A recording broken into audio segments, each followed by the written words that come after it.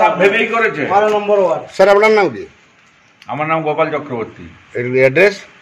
নিশ্চিন্দিপুর, ঘাটাল, 12 নম্বর word. সবটি আপনার বাড়িতে ঢুকলো? আর জায়গা পাইনি। সেটাই তো চিন্তা করছি। কোনখানে আছে সবটা? ভেতরে রান্না করে। ওইদিকে ওই নিচের তাকটায় আছে। ওই টাকে? এদিকে আসো, এমন একটু ভিডিওটা করো। আমি Jahangir Mondal, wild life rescuer. এটা আমাদের ঘাটা নিশ্চিন্দিপুর গোপালবাবুর বাড়িতে একটি বিষধর সাপ ঢুকে গেছে।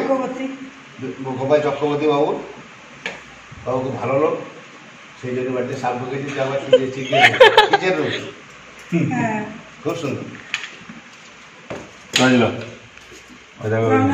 দেখি দিই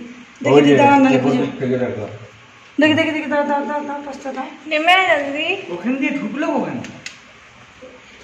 আমরা তো ভাবছি বাইরে দিয়ে ঢুকেছে, কারণ আমাদের কুকুরটা প্রচুর চিৎকার করছিল।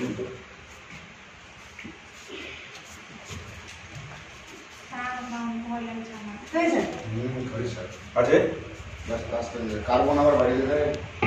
আমার এই 3টা বোতল গায়ে পড়েছিল। আমি না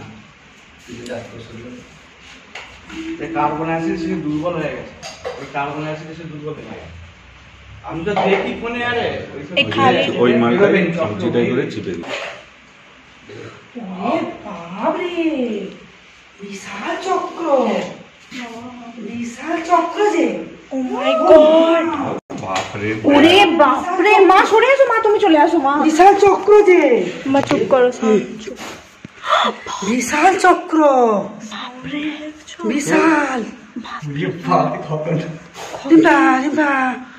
মা গো, আমার কি কপালে গো, আমার কি কপালে গহ গেল গো, আমার বিরাট গহ গেল তাহলে আজকে। আমার আজকে বিশাল সরে যাও। আমার আজকে বিশাল সরে যাও। পুরো ভিডিও কর, একদম পুরো ভিডিও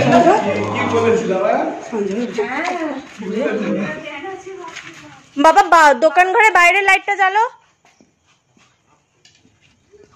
মাই গড, খুবই বিষধর সাপ। এটা হচ্ছে গোপ্রো সাপ। এরা খাওয়ার জন্য কোনো রকম বাড়ির রান্নাশালে পৌঁছে গেছে গোপালবাবুর বাড়িতে। বাড়িতে এত গজব কেন? গরু গেলে আমাদের চতুর্দিকে ছড়িয়েছে কেন গোপালবাবু?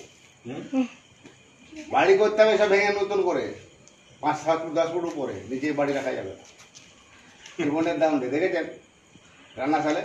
আজকে তো আমি বাঁশ কাটতে ঢুকেছিলাম দুজনকে নিয়ে।